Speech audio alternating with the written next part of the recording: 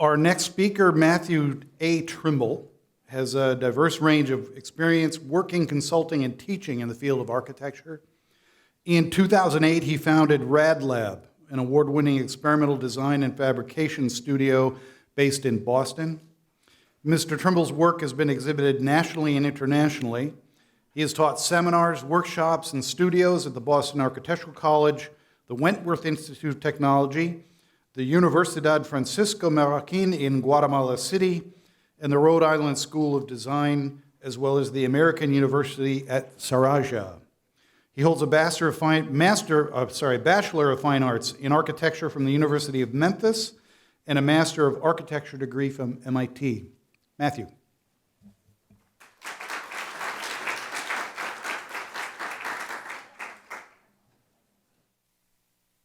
Good afternoon. Can everybody hear me okay?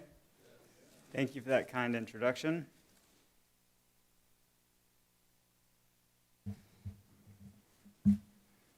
So I'm going to read a few things to get us started. So the image we're looking at is from Isaac Asimov's Robot Dreams. In Robot Dreams, the author grapples with an existential question of how far humanity should advance artificial intelligence. Robot Dreams is both a compilation of short stories that span Asimov's writing from the 1940s to the 1980s, but it's also a title of the second story as a kind of syntactical nod to recursive functions. Through the characters in the story, he suggests that breaking rules and social constructs in the name of technological progress is conditionally acceptable, as long as it doesn't put human existence in jeopardy. More to the point, Asimov also indicates that in our finite knowledge and wisdom, despite our best intentions, we may not be able to discern the consequences of our experimenting, tinkering, rule-breaking, and innovating. As we consider the future of automation in the AEC industry, I think Asimov would suggest that we use the resources we now have, of the internet, of our collective intelligence and experience, to carefully weigh our decisions, collaborate across disciplines, and integrate technologies and processes that truly benefit humanity. I'm so glad to be with you all here today because I think that gatherings such as this summit are a critical step in this journey. So the work I'm going to show you is largely the work of branch technology. So my background in both academia and in architecture has been varied over the past 20 years, working for campus planning and design at the University of Memphis, working for a series of architects in Los Angeles and Boston.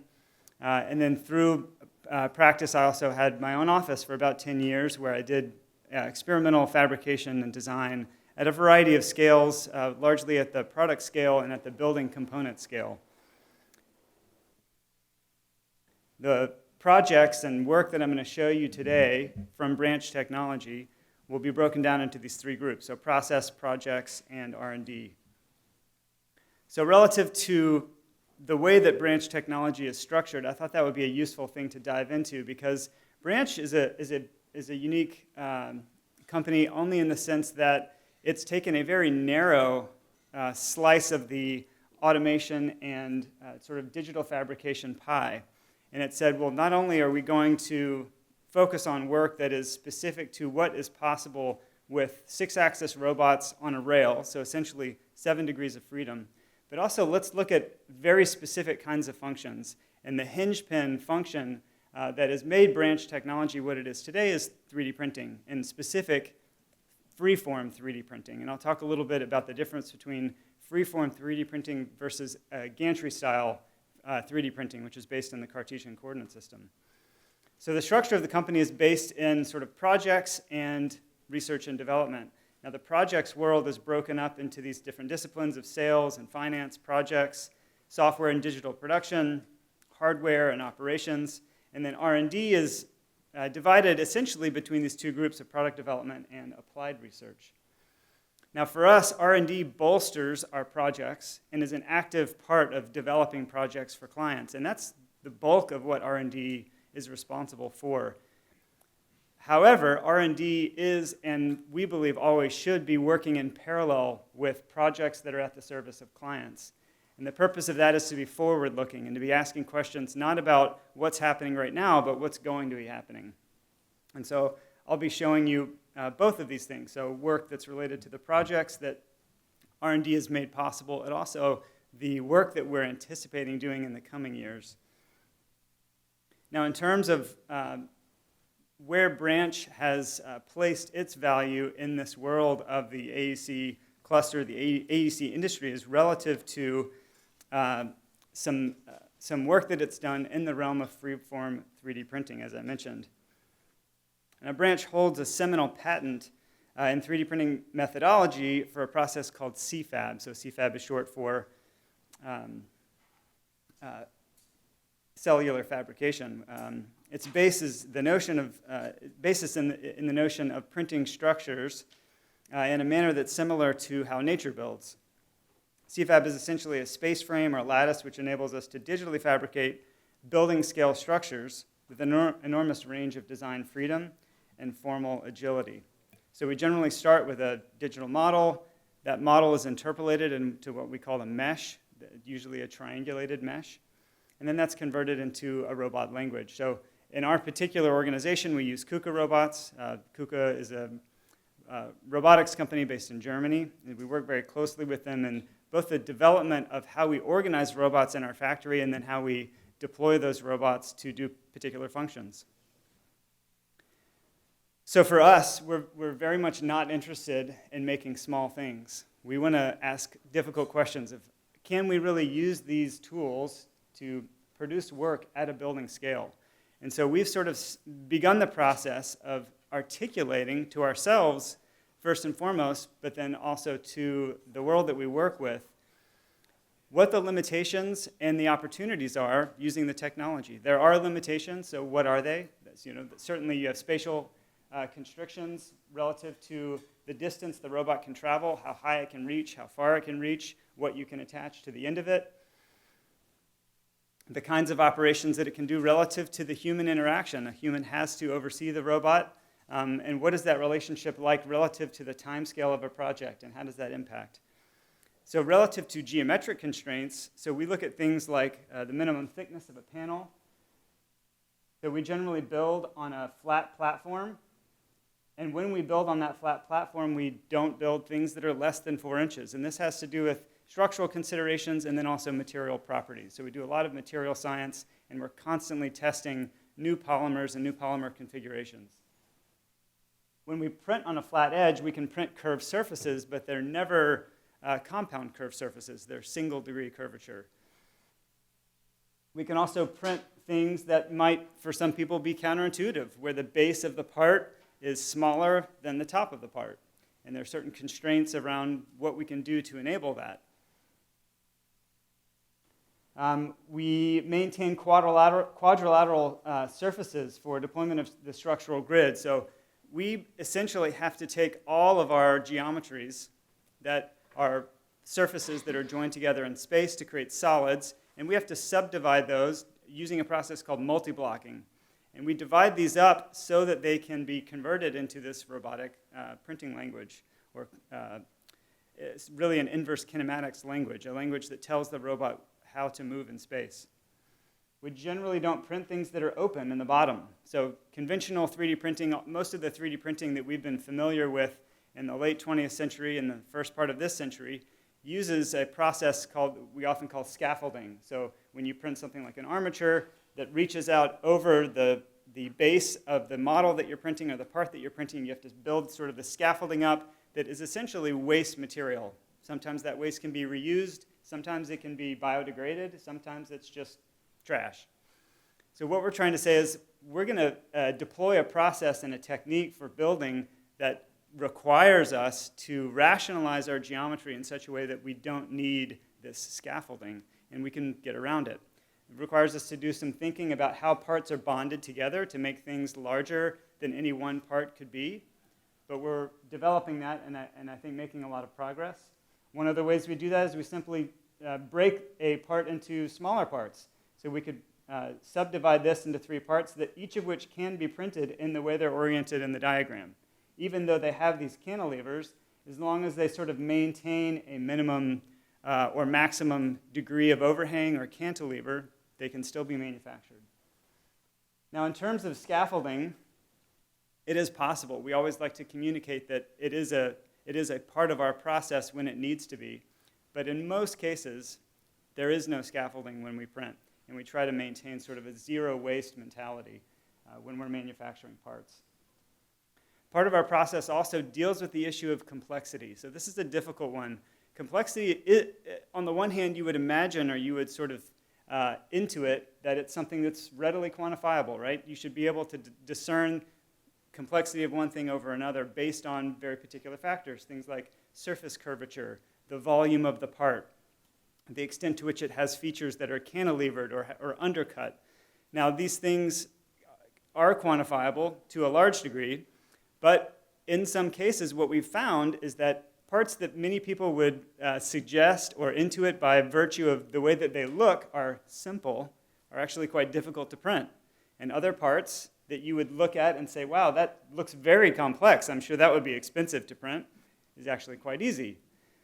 So working with clients and doing a lot of brainstorming across disciplines in the organization, we've come to realize that we need to generate a very clear roadmap for our clients and for our own internal processing of project potential and value that demonstrates how we evaluate complexity and how we evaluate, even more to the point, difficulty. And so this begins to demonstrate how we do that. So in addition to this process that we call CFAB, or cellular fabrication, the construction of these lattice structures that are the core of the seminal 3D printing patent that Branch holds, we use this process that I mentioned earlier called multi-blocking. And in that, we have to create these transitions, which is very subtle in the slide, but you'll notice at the base of this geometry, you'll see that there are four cells. And at very particular points, those 4 cells split, and then transitions happen along the trajectory of the geometry where they begin to multiply, and you have these transitions. Now, what's very interesting to us is that these transitions are actually very conditional on one's own interest in how that part performs. So we can start to add value where we do structural analysis and finite element analysis, and we start to apply loads and conditions related to things like wind or compression or tension that help us understand where these transitions happen so that the part is providing maximum or optimal strength for the particular application where it's going to be used. So that's sort of the basis of a lot of the work that we've done and a lot of the work that I'll show you in this world of cellular fabrication and 3D printing matrices or lattices. And I'll show you a few projects where we've put this part of our work into practice. So this first project is called Hydroponic Nature Clouds. This was at the Field Museum in Chicago.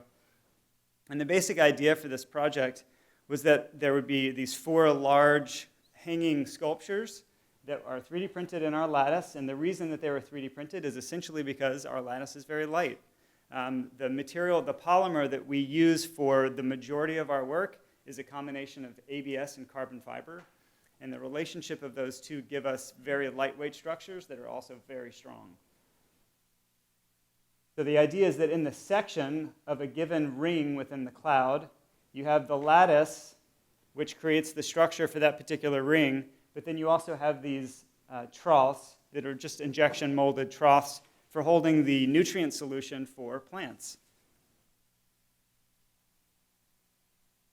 Embedded within the nature of the layering system that was created for the project, we're also able to bring in lighting and bring in that nutrient solution to supply the plants what they need to grow and to be maintained. So this is just a shot of some of our team members kind of really trying to think through how we fabricate this piece. And much of the work that we do relative to projects requires mocking up and prototyping.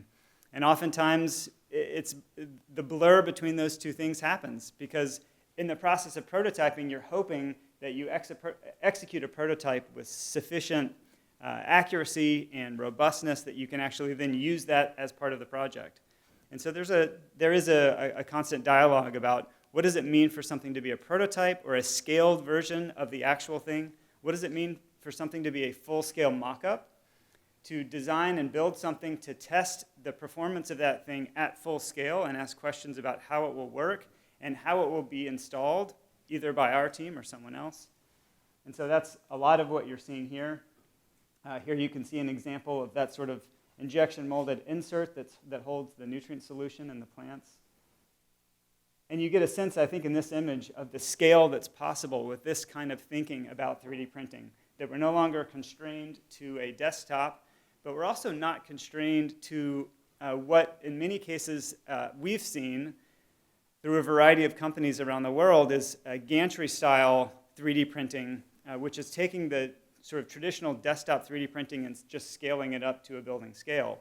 And one of the issues with that is you don't get a lot of the freedom of sculptural types that you get with this kind of fabrication.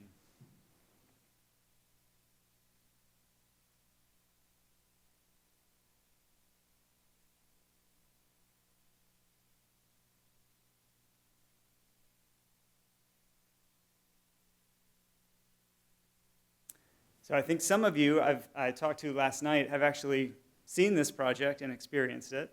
This is the Design Miami Pavilions. These were done in concert with a New York office called Shop. And this project was a particularly pivotal one for us because at the time, this was the world's largest 3D printed structure. This was in 2017. Now, what you're looking at is truly entirely 3D printed.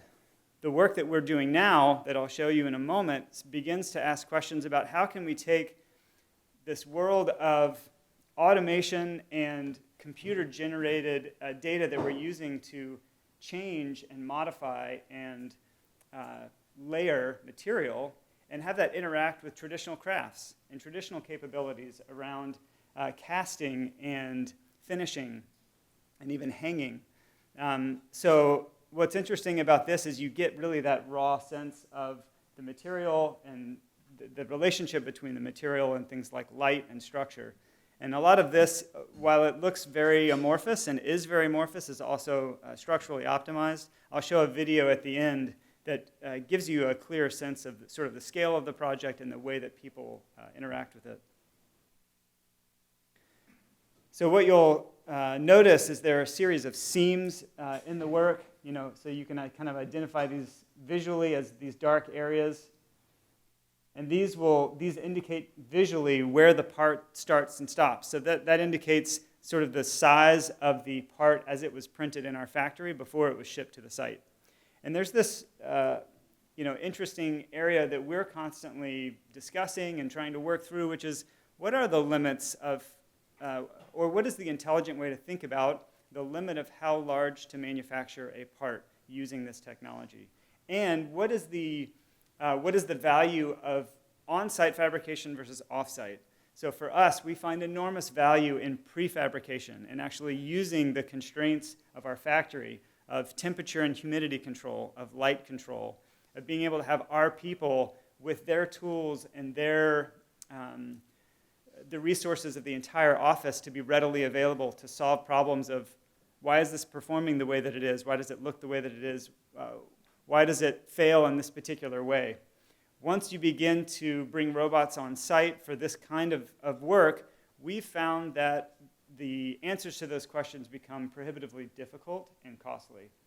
So for us, we're actually continuing to grow in our motivation and our conviction that doing prefabrication for this kind of automated construction makes a lot more sense. And so the development of the way that our company is structured and the relationship between our company and the space that we inhabit is a direct result of that conviction.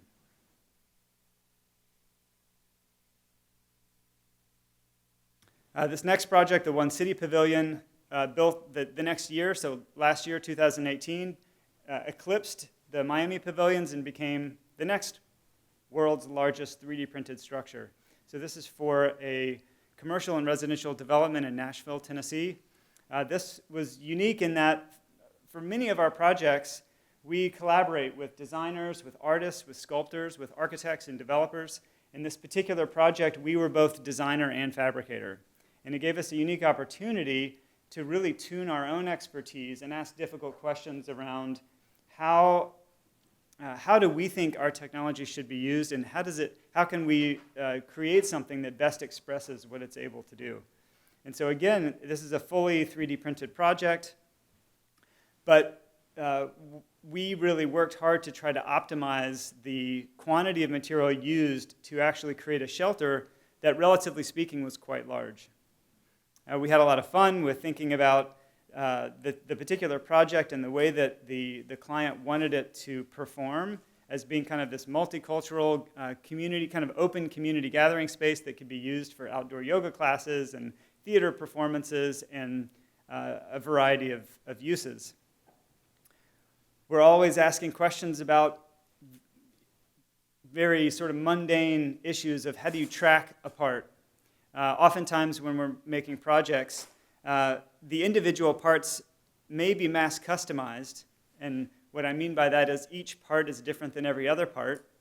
But if you were to line them up on a table, you probably wouldn't be able to discern a lot of the differences by merely looking at them, or by their scale. And so we have to come up with ways to identify these parts, not just by some alphanumerical standard, but we have to come up with ways of encoding the name or the label of that part in such a way that it has some embedded intelligence about who its neighbors are and how it's meant to interact with those neighbors relative to the connections that were designed. We still are very much using traditional forms of scaffolding and working with carpenters to help us think about smart ways to build these structures. So even though they're 3D printed, we'll oftentimes work with existing kind of pre-manufactured steel scaffolding systems and 2x4s to hold things up in place temporarily so that we can connect them and make our spans. So this project is still up, and unlike the one here in Miami, and if you're ever in Nashville, please go check it out and let us know what you think. This last project is sort of in a class of its own. It's very much a research project, and it is an ongoing project. This is part of an international competition from 2016, I believe, that was won by a Chicago-based firm called WATG. This is for a house that has been gone under an innumerable number of iterations and is still in progress. So the concept for the house is and was to create a monocoque, a single shell that could be curvilinear in nature and would envelop this small single-family dwelling. Now for us, there's a lot of discussion at Branch Technology about the important difference between a barrier wall and a cladding system or a facade system, which is typically unitized. So for this is a single shell, which means that even though we're printing separate parts that then get joined together on site, they have to be joined in such a way that gets skinned and clad and finished in a way that reads as a single surface. And so that has been a challenging proposition and continues to be a challenging proposition. And for very obvious reasons, I would think. So when you have a material, and we've looked at a variety of materials, some of the ones we've evaluated are like GFRC, so glass fiber reinforced concrete, traditional stucco and synthetic stucco.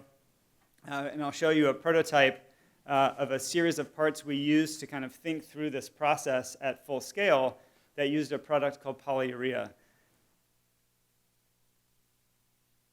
So for this project, we're trying to think about how can we use our technology and how can we use shape and sculpture to respond to the conditions of structure and the position of the sun and how people occupy space and how vehicles interact with buildings.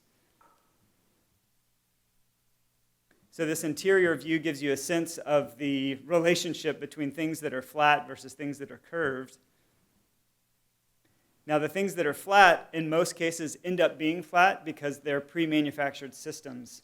And so one of the early concepts for this house would be that, or requirements for the house would be that it needed to interact with existing systems, existing curtain wall systems, window systems, plumbing, electrical, mechanical systems. And so when those things kind of push back on this curvilinear geometry, they have to start to find an interface, a method to play together.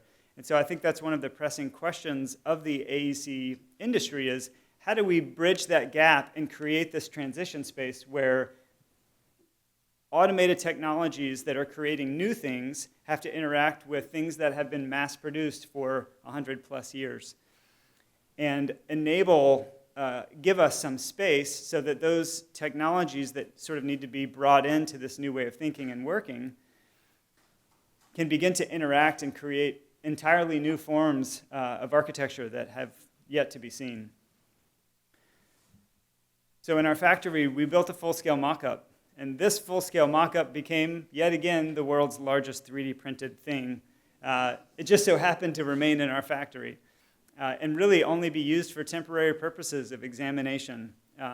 Much of this is about getting our teams to work together with external teams. So we're bringing in consultants constantly to help us ask questions about how do we route electrical lines and mechanical systems through this? What's the smart way to do it? How do we set ourselves up so that when we deconstruct this and ship it to site and put it back together, it's put back together in a way that's going to work smoothly for the things that these different trades are expecting? We're asking questions about how we fill these. So what we're using is a closed cell polyurethane foam. And we've set up an entire space in our factory where we're using a process called veiling. So we're taking our 3D printed parts and we're using essentially a fabric to wrap those curved surfaces in a variety of ways, and then we're back foaming with those. And essentially there are two kinds of foaming. There's spray foam and pour foam. We're using a process that's more on the lines of pour foam. And what we're using is that foam for this particular project is providing an enormous degree of insulation, but it's also adding structure. So we've done a variety of pull tests and compression tests where we've realized that the matrix, the lattice that we've created, is doing about 60% of the work, and the foam is reinforcing that and adding an additional 40%. So using that as a springboard, using that project of the curve appeal house as a springboard to what I'd like to talk about relative to R&D, I think is a helpful transition for me because within the context of the curve appeal project, we were constantly asking ourselves, how do we achieve this monocoque? How do we achieve this continuous surface that even though you have different rates of thermal expansion because of these different materials, they have to behave together. They have to allow for certain degrees of movement, and we need to know what materials can accommodate that movement and what materials can't accommodate that movement, and especially what happens at those seams, at those joints between panels. So we used this experiment that, when you're doing R&D, you're constantly playing games and destroying things and putting things together. And when we created the geometry, that was a series of parts that came from the curve appeal house to ask questions about, well, how would we finish this? What would be the finished system? What would be the final surface that people actually interact with? How would that feel? What would it look like? And how would it perform? It turned out that the sequence of those parts happened to look like an aardvark. So for us, it became just fun to talk about this experiment as the Aardvark Experiment. So anytime in the office, it's actually quite easy to refer to the details of this kind of experimentation by just talking about the aardvark. So I want to take you through the life of the aardvark and try to do it relatively quickly, but give you kind of this behind-the-scenes lens into how we think about converting basic information, geometry in the computer, into something that can be architecture. It can be part of a building. So there's the naming convention. How do we actually label parts so we know that where they are spatially, we understand their orientation, and we understand things that need to be considered relative to how they join to their neighbors. Once the part is printed, how does it come together? So we've come up with a way of actually using the same material that we use to create our lattice to create a series of structural plates that have also been tested. We We've worked with a variety of structural engineers. For the curb appeal house, we've been working with Skidmore, Owings, and Merrill, also based out of Chicago. And we're currently working with Front, which is a New York-based facade consultant. We use a process called photogrammetry for 3D scanning. So throughout our process, when a part gets printed, but before it gets skinned with our surface material, we do a variety of scans of that, and it's through photography. So we actually have a ring set up in our factory where we set up parts. We take photographs along the ring, and then we use those to create a three-dimensional scan that's then compared to the original digital geometry. And that enables us to corroborate that the way that that part was printed actually matches our expectation for the part. And when you're manufacturing anything at this scale, especially when it's a material that is as pliable as a polymer, it's critical that you verify its accuracy. And so that's a big part of our process. This is an experiment also in how do we foam these parts at this scale? And how do we conserve the amount of foam that we use so we're not using excess foam that makes the part not only heavier, but waste material that isn't adding performance value.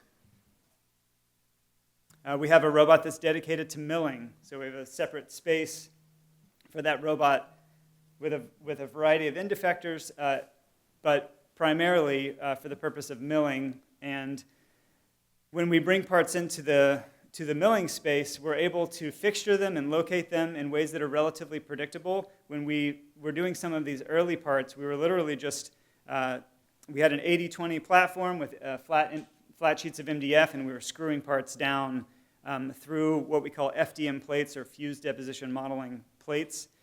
Now we actually have a rail system where we can lock in parts in a predictable way, and we don't need to do any alignment between the original digital geometry and where the physical part is on the platform.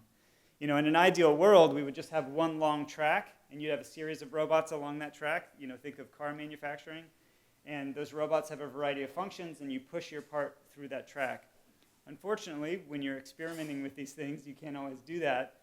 So we have robots that are separated. We have some on continuous tracks and then some in different locations. And so to cross some of these thresholds, you have to come up with new ways of locating geometry and figuring out how to machine the material. So once the Aardvark was foamed, we then decided, well, that we needed to wrap it in a metal lath. You know, for the finished material, it was decided that we wanted to experiment with both synthetic and natural stucco. So we sort of drew a line down the spine of the Aardvark and decided we would do half natural and half synthetic. Both of those needed a metal lath as their base. So this is all done by hand, no robots involved at all. Traditional trades come in, they work with us to solve the problem of how do you actually pleat a metal lath. It's not something they're used to doing on flat surfaces. So this shows you the process of that line down the middle of the Aardvark and the finishes that we used. We then brought this to a company based in Huntsville, Alabama, called Linex, that works with polyurea. And so we said, well, at the end of the day, what we'd actually like to do is not disclose which part of the Aardvark is synthetic and which part is natural, because we were trying to ask questions about how is color affected? To what extent do these materials start to crack because of movement in the embedded foam and printed polymer? And so what we did is we covered both surfaces with this polyurea material and worked with the manufacturing company to come up with a texture that allowed some telegraphing of the underlying stucco. So we got sort of this concrete finish that looks the same on either side. And now this is we have sort of a courtyard outside our factory, and it's sitting out there. It's been there now for a few months, and we're constantly kind of evaluating it purely visually. Are there areas that are cracking? Are there areas of discoloration? Are there areas where the material is stretching or tearing? And it's an important part of our R&D process to bridge this gap between the lattice material that serves as our core and finishing it.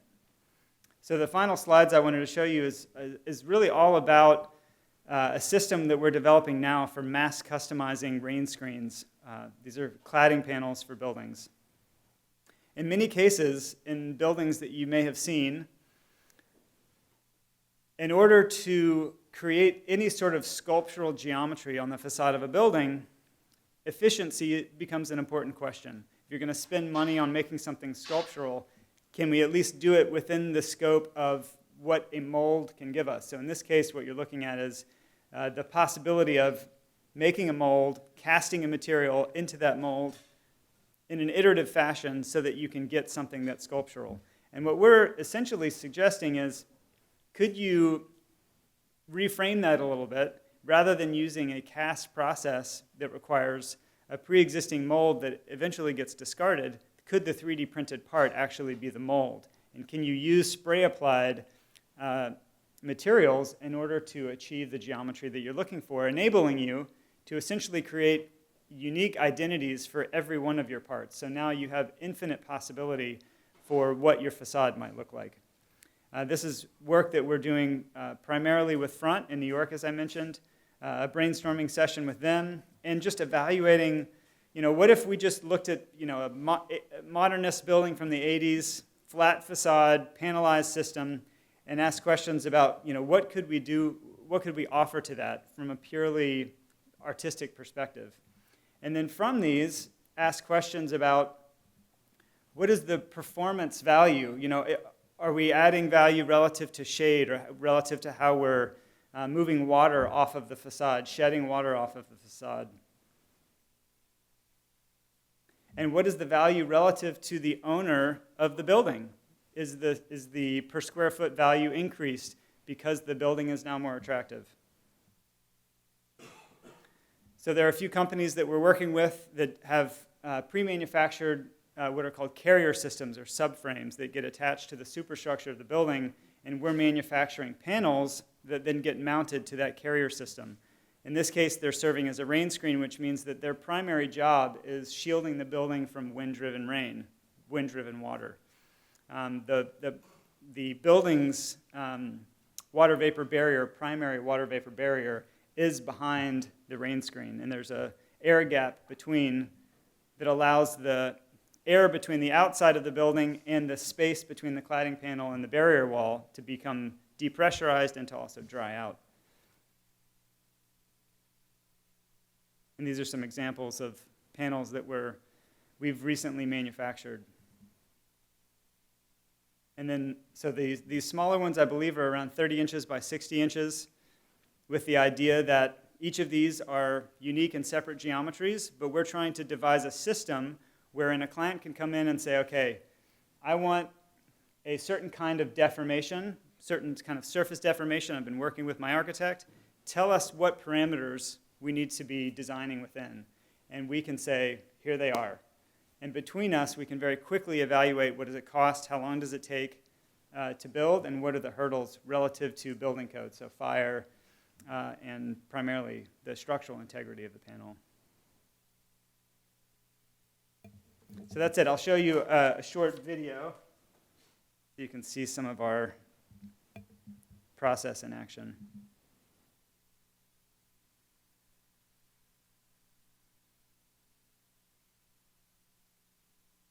Unfortunately, there's no music.